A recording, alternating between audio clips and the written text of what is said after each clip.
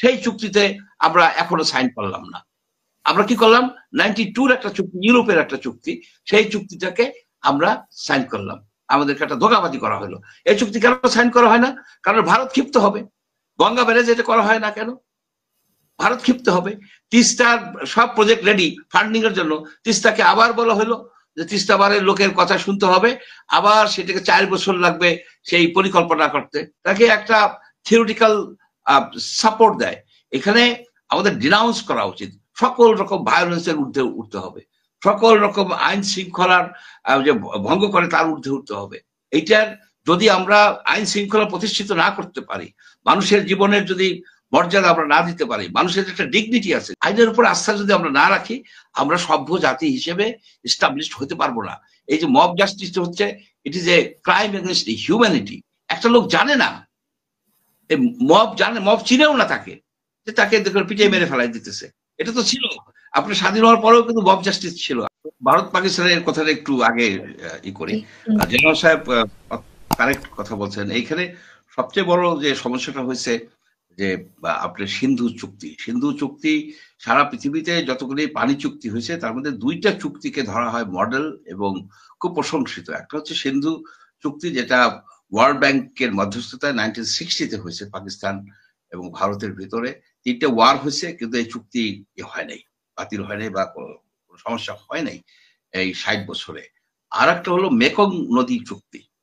আপনার এখন এই যে সিন্ধু চুক্তি কিন্তু কোনো পক্ষ বাতিল করতে পারে না, সেই জন্য এরা কিন্তু বাতিল করতে পারে না, সাময়িক স্থগিত রাখছে, অ্যাট অ্যাবিয়েন্স রাখছে, সাময়িকভাবে স্থগিত করছে। এটা কোনোভাবে বাতিল করা তাদের পক্ষে মানে চুক্তি অনুযায়ী সম্ভব না। এইটা আমাদের জন্য কিন্তু একটা ভালো ইমপ্লিকেশনস আছে। সেটা হলো 2026-এ আপনি গঙ্গা চুক্তি এক্সপায়ার করে যাবে। এটা কিন্তু এখন পর্যন্ত একটু আগায় নাই। এই চুক্তি ওই ফেল হয়েছে, গত মিটিংটা করছে সেখানে টেকনিক্যাল লেভেলে, এটা কিন্তু ফেল হয়েছে। আমাদের চুক্তি কিন্তু আমার কাছে ধারণা হচ্ছে আমার ব্যক্তিগতভাবে যে ভারত এই চুক্তি রিনিউ করবে না, তিস্তা তো করবেই না, চুক্তি করবে না, এই গঙ্গা চুক্তিও রিনিউ করবে না। সেই জন্য কিন্তু একটা অল্টারনেটিভ করা হয়েছিল যে গঙ্গা ব্যারেজ। আপনারা কিন্তু হয়তো শুনছেন যে গঙ্গা ব্যারেজ ছিল পাংশার, রাজবাড়ির পাংশার ওই জায়গায় আপনার একটা ব্যারেজ করা এবং 2 পাশ উঁচা করা, যার ফলে পানি ধরে রাখা যেত। বর্ষাকালে পানি ধরে রাখতো, সেই পানি গ্রীষ্মকালে আপনার ওই পানিকে আপনি ছেড়ে দিত, তাতে নদীগুলিতে পানি থাকতো, বায়োডাইভার্সিটি রিস্টোর্ড হইতো, স্যালারিটিকেও আপনি সাউথ ওয়েস্টের নদীগুলি স্যালারিটিটাকেও আপনি ঠেকাইতে পারতেন। কিন্তু আনফর্চুনেটলি সেইটাকে ভারতের মানে বাধার কারণে শেখ হাসিনা ওটাকে ক্যান্সেল করে দিচ্ছে, বলে টেকনিক্যাল ফল্ট বলে। আমি ওই প্রজেক্টের যারা পিডি তাদের সাথে আলাপ করছি, সেখানে কোন রকমের টেকনিক্যাল কোনো ফল্ট নাই। এই গভর্নমেন্ট আসার পরে আমার ধারণা ছিল যে তারা ওই প্রজেক্টটা ইমপ্লিমেন্ট করার চেষ্টা করবে, কারণ ভারত হচ্ছে নদীর ব্যাপারে, পানির ব্যাপারে একটা অবিশ্বস্ত বন্ধু। তারা কখনো এই কথা রাখে নাই। নদীর পানিকে, প্রবাহকে জিও পলিটিক্যাল উইপন হিসেবে ইউজ করা যায়। তো এবারও দেখতেছেন আমাদের যতগুলি নদী আছে, এই যে বলা হয় যে 53টা ভারতের সাথে আমাদের আন্তঃ বর্ডার নদী, আসলে 123টা নদী, 123 রিভার্স। এগুলি চারদিকে ভারত বিভিন্ন রকম হাইড্রোলজিক স্ট্রাকচার তৈরি করে রাখছে। বর্ষার সময় পানি বেশি দিয়ে দেয়। এই যে মাননীয় চিফ অ্যাডভাইজার সাহেব বললেন কিন্তু যে ফেনীর বন্যা, এটা কিন্তু অস্বাভাবিক বন্যা ছিল। ইজ রাইট, এটা অস্বাভাবিক বন্যা ছিল। তারা এমন ভাবে পানি ছাড়ছে এই বন্যার সাথে, ন্যাচারাল বন্যার সাথে সাথে এটা ডিভাস্টেটিং এফেক্ট হয়েছে ফেনী অঞ্চলে এই বন্যাটার। এই তারা বিভিন্ন স্ট্রাকচার করে রাখছে, জিও পলিটিক্যাল উইপন হিসেবে তারা ইউজ করে। সুতরাং আমাদের হইতে হবে কি, ভারতের উপরে কোনো আস্থা না রেখে পানি দিলে দিবে, না দিলে না দিবে, কিন্তু বর্ষাকালে তো পানি আটকে রাখতে পারবে না, আমাদের পানিকে ধরে রাখতে হবে। আমরা সেটা গ্রীষ্মকালে অর্থাৎ বৈশাখ জ্যৈষ্ঠী, চৈত্র বৈশাখ জ্যৈষ্ঠী এই সময়কালটা যখন পানির খুব দরকার হয়, ওই সময় আমরা এটাকে ইউজ করব। তার জন্য যদি 50 বছর লাগে, 50 বছর ধরেই আমাদের এগুলি ধীরে ধীরে করে আসতে হবে। এই যে self sufficiency in water management, এইটাই হওয়া উচিত আমাদের একটা মূল নীতি, কিন্তু এটা আমরা করতেছি না। আমাদের এই সরকার শেখ হাসিনা পানি নীতি যা ছিল ঠিক সেইটাই করে যাচ্ছে। আপনি দেখেন যে 1997-এর যে ইন্টারন্যাশনাল ওয়াটার কোর্সের যে চুক্তিটা, যে চুক্তির মাধ্যমে যে চুক্তির মাধ্যমে আমরা ইন্টারন্যাশনাল কোর্টে যাইতে পারি বা আন্তর্জাতিক ভাবে আমাদের নদীর বিষয়গুলো তুলে ধরতে পারি, সেই চুক্তিতে আমরা এখনো সাইন করলাম না। আমরা কি করলাম, 92 একটা চুক্তি, ইউরোপের একটা চুক্তি, সেই চুক্তিটাকে আমরা সাইন করলাম, আমাদেরকে একটা ধোঁকাবাজি করা হলো। এই চুক্তি কেন সাইন করা হয় না? কারণ ভারত ক্ষিপ্ত হবে। গঙ্গা ব্যারেজ এটা করা হয় না কেন? ভারত ক্ষিপ্ত হবে। তিস্তার সব প্রজেক্ট রেডি ফান্ডিং এর জন্য, তিস্তাকে আবার বলা হলো যে তিস্তা বারের লোকের কথা শুনতে হবে, আবার সেটাকে 4 বছর লাগবে সেই পরিকল্পনা করতে। What is this?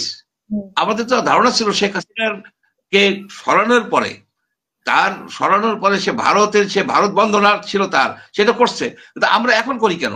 এই জিনিসগুলি কিন্তু আমাদের আপনার চিন্তা করতে হবে। আর একটা বিষয় আপনি বলছিলেন যে মব জাস্টিস এর কারণে ভয় পায় কিনা। মব জাস্টিসে তো সবাই ভয় পাওয়ার কথা। কিভাবে মব ক্রিয়েটেড হবে, কে মব ক্রিয়েট করে ফেলবে, কি হবে না হবে, এটা তো যে কোনো লোকের ভয় পাওয়ার কথা। এখানে আপনার বাড়িতেও তো ডাকাতি হয়, মব জাস্টিস। গ্রামের দিকে তো মব জাস্টিস হচ্ছে, ঘেরাও করে বাড়িঘর লুটপাট করে নিয়ে যাচ্ছে, ঢাকায় হচ্ছে। এখন এই মব জাস্টিস, বিদেশ থেকে যখন মব জাস্টিসের উৎসাহ দেওয়া হয়, মব জাস্টিস উৎসাহ দেওয়া যায়, ওর পিঠ ভেঙে দেবো, ওর মেরুদণ্ড ভেঙে দেবো, ওরে মারবো যাই আমি, এইসব কথা যখন ওই পিনাকি ভট্টাচার্য, ইলিয়াস হোসেন এইসব লোকেরা বলা শুরু করে, তখন তো তারা তো মব জাস্টিস ক্রিয়েট করে, তারা ওইখানে তাকে একটা থিওরিটিক্যাল সাপোর্ট দেয়। এখানে আমাদের ডিনাউন্স করা উচিত, সকল রকম ভায়োলেন্সের ঊর্ধ্বে উঠতে হবে, সকল রকম আইন শৃঙ্খলার যে ভঙ্গ করে তার ঊর্ধ্বে উঠতে হবে। এইটার যদি আমরা আইন শৃঙ্খলা প্রতিষ্ঠিত না করতে পারি, মানুষের জীবনের যদি মর্যাদা আমরা না দিতে পারি, মানুষের একটা ডিগনিটি আছে, যদি কেউ অপরাধ করে থাকে, যদি কেউ অপরাধ করে তাকে আইনের আওতায় আনতে হবে, আইনের আওতায় তার প্রপারলি বিচার করতে হবে, বিচার করে তার যদি জেল হয় হবে, ফাঁসি হয় হবে, আর যদি সে জেল না হয় হবে না। আইনের উপর আস্থা যদি আমরা না রাখি, আমরা সভ্য জাতি হিসেবে এস্টাবলিশড হতে পারবো না। এই যে মব জাস্টিস হচ্ছে, it is a crime against humanity. একটা লোক জানে না, মব চিনেও না তাকে, যে তাকে পিটিয়ে মেরে ফেলাই দিতেছে। এটা তো ছিল আপনার স্বাধীন হওয়ার পরেও, কিন্তু মব জাস্টিস ছিল। আমি নিজে দেখছি যে পুলিশ বাইতুল মোকাররমের সামনে একটা লোককে পিটিয়ে মেরে ফেলাই দিল, কেউ ঠেকাইতে পারলো না, কারা কারা করলো, পার্সোনাল শত্রুতা ছিল কিনা, আমি নিজে দেখেছি। সুতরাং এটা যে ভয়াবহতা, এটা যে একটা ভয়ঙ্কর জিনিস, এটাকে অ্যাকচুয়ালি আমাদের যারা এই যে স্বরাষ্ট্র মন্ত্রণালয় খুবই দুর্বল। মব জাস্টিস ভিডিও আছে তো, সব ছবিগুলি নিয়ে আপনারা করেন, আপনি সোশ্যাল মিডিয়া দিয়ে দেন, এদেরকে ধরাই দেন, তাহলে লোকে বুঝবে যে আমি যদি মব জাস্টিস করি, আমার যদি ভিডিও পায়, তাহলে আমাকে ধরে ফেলবে। ওই মুহূর্তে ধরতে পারতেছে না, কারণ মব তো জাস্টিস না, mob injustice, mob is a crime. Mob হচ্ছে আপনার একটা উচ্ছৃঙ্খল জনগোষ্ঠী, তারা জাস্টিস দেবে কেমনে? Mob crime, mob injustice. এই মব জাস্টিস বলাটাই হইতেছে অন্যায়।